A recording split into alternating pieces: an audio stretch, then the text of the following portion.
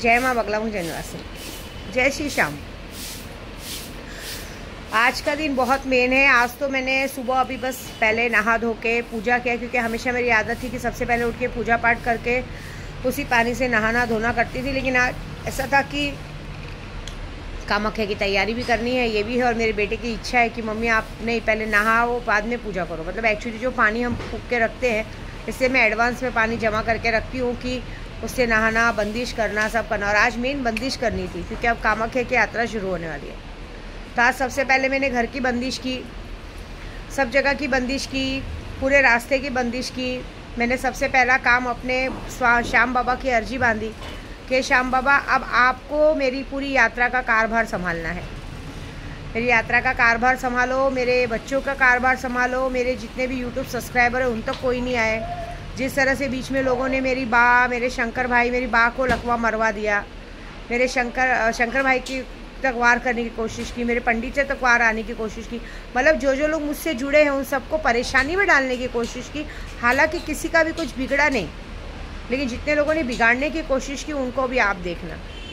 ऐसा तो आप ये सब कुछ आपको संभालना है। फिर मैंने सालासर बालाजी हनुमान जी को रिक्वेस्ट की, उनको अर्जी बांधी कि अब मैं यात्रा पे निकल रही हूँ तो आपको देखना है, क्योंकि उनकी एक चौपाई है, चलत पवन कोलाहल होई श्री रघुवीर कहे हर कोई। मतलब ये चौपाई अगर कोई भी इंसान राह चलते बोल देता है तो कभी उस गाड़ी का एक्सीडेंट नहीं होता, कुछ नहीं होता। और सबसे अच्छा तो एक मंत्र है, कृष्णाय वासुदेवाय हरे परमात्मने प्रणत क्लेश नाशाय गोविंदाय नमो नमः। मतलब हे मेरे नारायण, आप सर्व विघ्न हरता है। मेरे गणपति बप्पा से लेकर आपको एक ही विनती है कि घर में ग्रह कलेश ना हो, यात्रा सुमंगल हो, कभी किसी की अकाल मृत्यु ना हो। जो लोग मुझसे जुड़े हैं, जो लोग मेरे साथ जुड़ के पूजा पाठ सीख रहे हैं, काम कर रहे हैं, उनकी सारी विशेष पूरी हो।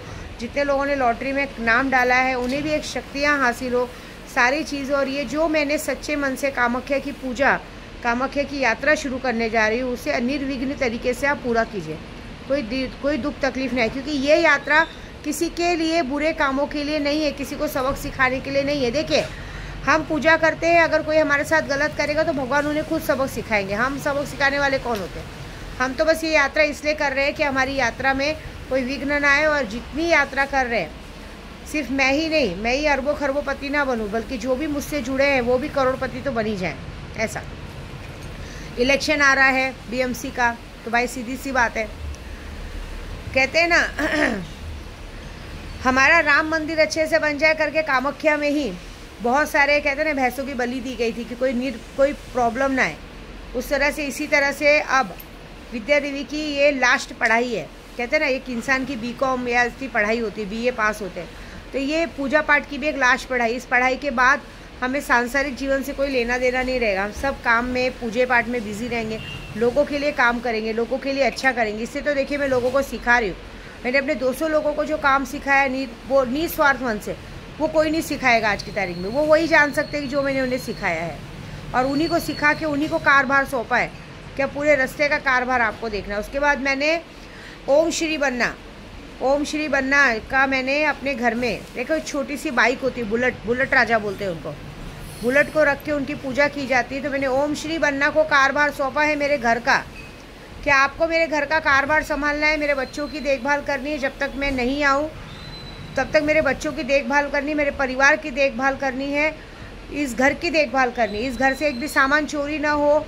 अगर इस घर के अंदर या बाहर कोई भी गलत इरादे रखता है, गलत मतलब रखता है, या यहाँ से नमक का, कहते हैं ना नमक या छोटी सी पीन तक चुरा के ले जाने की कोशिश करता है, या हमारे घर के ऊपर कोई गंदी नज़र रखता है, तो सीसीटीवी कैमरे से भी बड़ा काम आप करिएगा। उसे सज़ा देने में बिल्कुल भी मत सोचिएगा। उसकी सज़ा क्या निर्धारित करनी वो आप देखिएगा। मेरे बच्चे, मेरा घर, मेरा परिवार सब आपके भरोसे। ऐसा, और ख़ास करके कहते हैं ना सब जो लोग मुझे बहुत मानते हैं उनका जिम्मेदारी आपको। रास्ते में धावजी पाटिल जी को मैंने, धावजी पाटिल मेरे बजरंग बली जी सब यही है।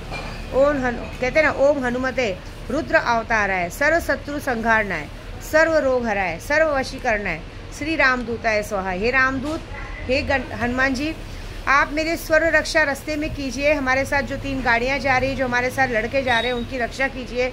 अगर किसी के मन में गलत विचार या गलत भाव आता है, क्योंकि कुछ लोगों के मन में गलत विचार भाव आ जाता है, मैं सबसे हाथ जोड़ के रिक्वेस्ट करूँगी, मेरी वीडियो देख रहे हैं तो मुझे माँ के रूप में देखिए, बहन के रूप में देखिए, मुझे बड़ा अच्छा लगेगा। ठीक है, क्या होता है, सही बात है, एक औरत जात हूँ मैं। जब मैं हम पूरा 16 श्रृंगार करके तैयार होते हैं तो लोगों की नज़र गलत भी हो जाती। कितने लोगों की आदत है बाजू में आके बैठ जाना, बाजू में चलना। आपको मेरे साथ चलने के लिए कहा गया है, लेकिन उसमें भी कम से कम 5 फीट की दूरी रहनी चाहिए। मुझे बिल्कुल पसंद नहीं है कोई मेरे बदन के पास तक आए, मुझे छूने की कोशिश करे, मुझे देखने की कोशिश करे। ये हक सिर्फ मेरे पति का है। हाँ, आज किसी ने कमेंट बॉक्स में लिखा कि माँ आज भी आपको पति से प्यार है। हम कामाख्या निवासी हैं। कामाख्या में सबसे पहला पाठ क्या सिखाया जाता है पता है आपको? शिव बिन शक्ति ने, शक्ति बिन शिव ने। माँ सती, जगत जननी, हमारी माँ दुर्गा माँ जो हमारे लिए पूजनीय है, वो हम उन्हें पूजा करते हैं, लेकिन वो भी आज के पहले सबसे पहले शिव जी की पूजा करती है। जब हम पाक की पूजा करते हैं तो पहले गणेश जी का आवाहन करते हैं, फिर शंकर जी का, मतलब उनके पति का आह्वान करते हैं। जब तक हम उनके पूरे परिवार का आह्वान नहीं करते वो हमारे मंडल में आके नहीं बैठती हैं। वैसे हमारी माँ हमें सिखाती हैं कि 16 श्रृंगार करो, सदा सुहागन बन के रहो, पति की लंबी आयु बढ़ती है। जब एक औरत सुबह नहा धो के पहले 16 श्रृंगार करके फिर माँ की पूजा करती है ना, तो पति की लंबी आयु बनती है। सबसे बड़ा भगवान हमारा, भगवान के बाद अगर हमारे भगवान हैं, देखिए सबसे पहले भगवान हमारे जन्मदाता माँ बाप होते हैं, फिर हमारे गुरु होते हैं, उसके बाद कहते हैं भगवान, क्योंकि भगवान है करके हम कैसे पहचानेंगे। और शादी के बाद हमारा भगवान हमारा पति होता है, तो हमें उनके लिए सजना संवरना चाहिए। और दूसरी बात है, जब एक औरत किसी एक आदमी को प्यार करती है ना, तो उसके लिए सजना संवरना, उसके लिए मेंटेन रहना, वो उसे अच्छा लगता है। इसीलिए कहा जाता है प्यार करो तो किसी एक से, क्योंकि जब हम किसी एक से प्यार करते हैं ना, तो उसके लिए क्या पहन ले, क्या ओढ़ ले, किस तरह दिखे। अभी रोज़ मुझे लोग बोल रहे हैं माँ आप कितने अच्छे लग रहे हो, कितने अच्छे लग रहे हो। ये सारा कुछ मैं ज़्यादातर तो अपने पति के लिए करती हूँ कि उन्हें मैं अच्छी दिखूँ, ये रहूँ, तभी हमें आशीर्वाद मिलता है। इसलिए मुझे शिव शक्ति कहा जाता है। अभी मैं अजमेर गई थी ना, तो मुझे बाबा की मस्तानी का नाम दिया गया। ये बात मैंने आप लोगों को नहीं बताई। जब मैं बाबा जी को चादर चढ़ाने जा रही थी तो सारे दरगाहों में सारे खादिम एक ही बात कह रहे थे, देखो बाबा की मस्तानी आ गई, बाबा की मस्तानी आ गई। ये कितनी बड़ी बात है। ये एक औरत में होना चाहिए। औरत को यही रूप दिया गया है। जब शादी हो जाती है तो शादी होने के बाद एक औरत को अपने पति का दिल का रास्ता खाने से, पेट से होके जाता है, तो उसकी माँ बन के उसकी केयर करनी चाहिए। कहते हैं ना, उसके पेट का, सबसे पहले पेट का ध्यान रखना चाहिए, खाने पीने का ध्यान रखना चाहिए, क्योंकि एक आदमी आपकी खूबसूरती को लेकर चाटेगा नहीं, उसे पहले खाने से पेट भरा जाता है। बिस्तर पे एक वेश्या के जैसी होनी चाहिए। बिस्तर पे सारा लाज शर्म छोड़ के हमारे पति को क्या पसंद है वो देखना चाहिए। पति की हर खुशी का ध्यान रखा जाता है। एक माँ होने के नाते मैं सारी औरतों को ही बता रही कि अब जब हम 16 श्रृंगार करते तो दुनिया को दिखाने के लिए नहीं, सिर्फ और सिर्फ पति को दिखाने के लिए किया जाता है कि जब वो सो के उठे और एक सुंदर सी महालक्ष्मी जैसा स्वरूप देखे तो उसका दिन अच्छा जाए, भगवान उसके घर में लक्ष्मी लाए। जब हम औरतें सुबह उठ के नहा धो के श्रृंगार करके घर की पूजा करती है, दहलीज की पूजा करती है, तुलसी माँ की पूजा करती है, अगरबत्ती लगाती हैं, घर की पूजा करती है, तो घर में खुद ब खुद पति तरक्की के रास्ते पे जाता है। पति के साथ कभी कोई विघ्न नहीं आता, कभी कोई चीज़ें नहीं आती। ऐसी बात, ये सारी बातें हम औरतों को याद रखने वाली हैं। ठीक है, ऐसा है। तो भाई मैं तो ऐसी हूँ, मैं तो कामाख्या की पुजारी हूँ, शक्ति की पुजारी हूँ। तो जब हम जिस शक्ति की पूजा करते हैं वो शक्ति हमें माँ तो यही सिखाती है कि शादी होने के बाद सबसे बड़ा भगवान पहले आपका पति है। अगर वो खुश नहीं है तो कोई मतलब नहीं, फिर ये साज श्रृंगार, ये रूप का क्या मतलब। और दूसरी बात, ये रूप को देखने का हक सिर्फ पति को है, बाकी किसी को नहीं। तो मैं इस बार यात्रा पे सारे लोगों को यही कहूँगी, कुछ ड्राइवर लोग की आदत होती है बाजू में आ जाना, ज़बरदस्ती कुछ बात करे तो चेहरे तक आ जाना। याद रखना, आपके घर में भी आपकी बेटियां हैं। कहीं ऐसा ना हो कि आपने विद्या देवी के लिए मन में गलत भाव लाए और वहाँ पे आपके घर में कुछ ना कुछ कांड हो गया। एक बात याद रखना, ये एक उंगली आप मेरी तरफ करोगे, 4 आपकी तरफ रहेगी। मुझे माँ के रूप में देखो, बहन के रूप में देखो, सदा खुश रहेंगे। क्योंकि ये सब देखने का हक सिर्फ एक इंसान को है, वो मेरे पति को, चाहे कैसे भी रहे। लेकिन बाकी अगर कोई मुझे इस तरह से देखा, मैंने 2-3 बार कुछ लोगों को माफ़ किया है, लेकिन इस बार माफ़ी नहीं मिलेगी। इस बार याद रखना, शक्तियाँ तुम्हारे साथ फिर कुछ ऐसा करेंगी कि ज़िंदगी भर पछताने के सिवा कुछ रहेगा नहीं। कुछ लोग होते हैं मुंह से सिर्फ दीदी दीदी करते हैं, लेकिन मन में भाव गलत होते हैं। मेरी फ़ोटो भी निकाली जाएगी तो पीछे से मेरे पिछवाड़े की फ़ोटो निकाली जाती है। याद रखना, मेरा पिछवाड़ा तो बाद में देखोगे, कहीं ऐसा नहीं कि तुम्हारे घर की औरतों का पिछवाड़े का सब लोग गांड मार के निकल जाएंगे। ये बात याद रखना, मुझे बिल्कुल पसंद नहीं है। मैं मुँह पे बोलने वाली हूँ, आना है आओ, नहीं आना मत आओ, कोई मेरे पर ऐसा नहीं कर रहा है यात्रा पे आके, सब अपनी गरज से आ रहे हैं, सबको वो पैसा मिलेगा, फ़ायदा मिलेगा, ठीक है। क्योंकि मेरे साथ जो भी लोग यात्रा पे आते हैं उन्हें 2 पैसा ज़्यादा ही मिलता है, उनकी पगार के बाद अलग से खाना पीना रहना और आने के बाद गिफ्ट। और इस कामाख्या की ट्रिप में तो गिफ्ट बना ही है।